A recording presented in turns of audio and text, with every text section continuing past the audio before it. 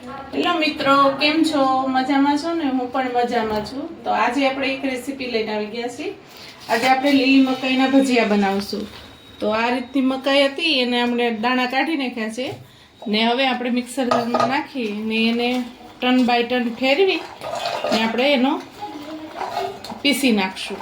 તો હવે પીસી લઈ પછી મળીએ. આપણી મકાઈ પીસાઈ ગઈ છે. જો આવી રાખવાની આખા ભાંગી, જો બહુ પીસી નહીં નાખવાની. પછી એમાં કઈ વસ્તુ જોશે.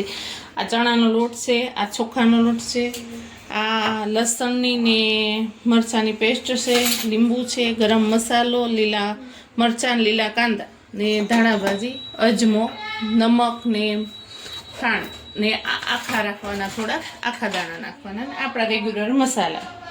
હવે આપણે બધું મિક્સ કરીશું. જો આ બધું એક બાઉલમાં કાઢી નાખશું.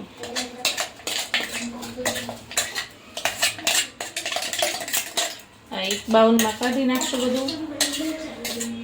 તમે એકવાર ઘરે બનાવો તો બહુ જ મસ્ત લાગે છે.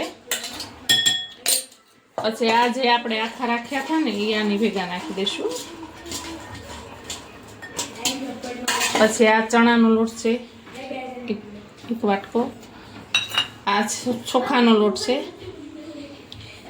ચોખાનો લોટ નાખીને તો એકદમ ક્રિસ્પી થાય છે અને તેલ પણ બહુ પીતું નથી ભજીયા. આ લીલા કાંદા છે ને લીલા મરચાં છે. તમે સૂકા પણ નાખી શકો, ક્યારે લીલા મળે છે એટલે લીલા નાખ્યા. ધાણા ભાજી છે. પછી આ લસણની ને મરચાંની, તીખા મરચાંની પેસ્ટ છે. ઓલા મોળા નાખ્યા હતા ને આ તીખા મરચાં. પછી થોડા અજમા નાખવાના. આવી રીતે મછળી, લીલા મરચાં. પછી મીઠું નાખવાનું, જેટલું તમે ખાતા હોય ખારસ એટલું મીઠું નાખવાનું. હું 1.5 ચમચી જેટલું મીઠું નાખું છું ને થોડી ખાંડ. આમ તો મકાઈ તો ગળી જ હોય છે થોડી, પણ તોય આપણે થોડુંક નાખીએ એટલે ખાટો મીઠો સ્વાદ આવે.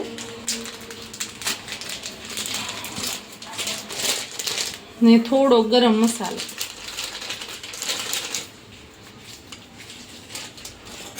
થોડો ધાણા જીરું પાવડર ને થોડું લાલ મરચું પાવડર, થોડુંક જ લાલ નાખવાનું ને હિંગ. આ બધું આપણે હવે મિક્સ કરી દઈશું. પછી આ આદુ છે એને આવી રીતે સીણી લેવાનું. આદુનો ટુકડો,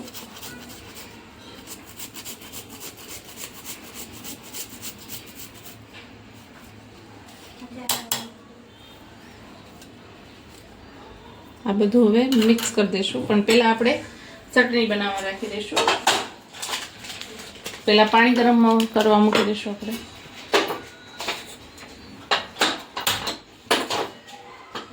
એક ગ્લાસ પાણી મૂકી દઈશું. પાણી ગરમ થાય એટલે આ અમે ચટણી રજવાડી ચટણી છે એ ચટણી છે. ગરમ પાણી થાય એટલે એની અંદર નાખી દેવાનું.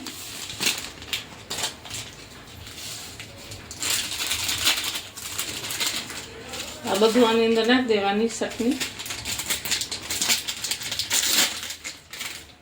આ ચટણી આની અંદર નાખી દઈશું. પછી એની અંદર થોડુંક ધાણા જીરું પાવડર, થોડુંક લાલ મરચું પાવડર, થોડીક હિંગ, થોડુંક મીઠું, એની અંદર થોડીક ખાંડ નાખશું. આપણે ગળી તો હોય જ છે પણ અમે થોડુંક એમાં મસાલા કરીએ છીએ. એમાં બધું મિક્સ જ આવે છે પણ અમને થોડુંક મસાલો કરેલી ભાવે. હવે એને ધીમાથી ગેસે આપણે ઉકળવા દઈશું. જો આપણું બધું મિક્સ થઈ ગયું છે મકાઈના ભજીયા બનાવવા માટે. હવે એમાં થોડોક આપણે સોડા ખાંડ નાખીશું. ખાવાનો સોડા આવે ને એની ઉપર આપણે લીંબુ નીસવી દઈશું.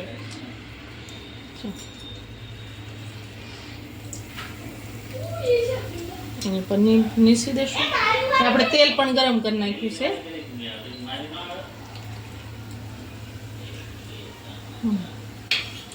ને હવે આ બધો મિક્સ કરી દેશું.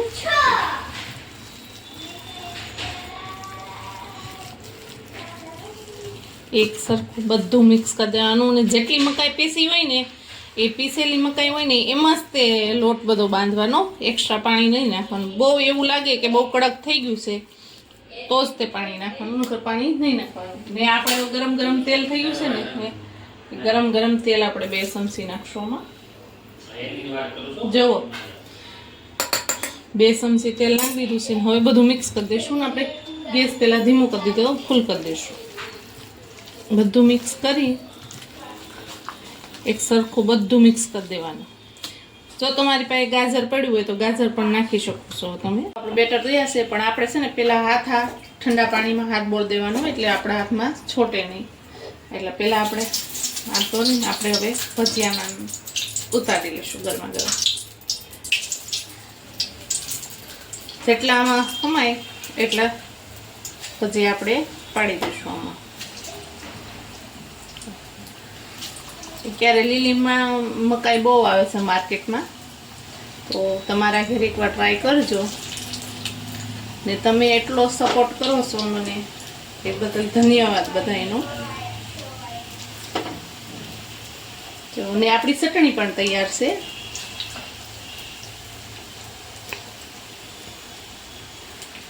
આપણે બધા ભજીયા હવે પાડીને પછી હવે ધીમા ધીમા ગેસે પકાવી લઈશું.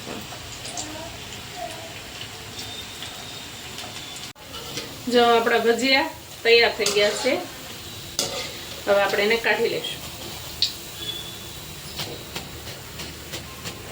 જો તેલ ચોખાનો લોટ નાખ્યો ને એટલે તેલ થોડું પીધું નથી. જો કાઢી લઈશું. કેવો અવાજ આવે છે મસ્ત.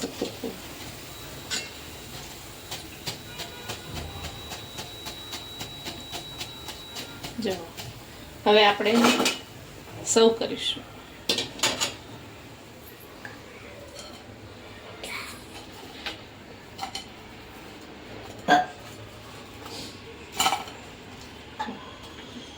ને એક તમને તોડીને પણ બતાવું છું.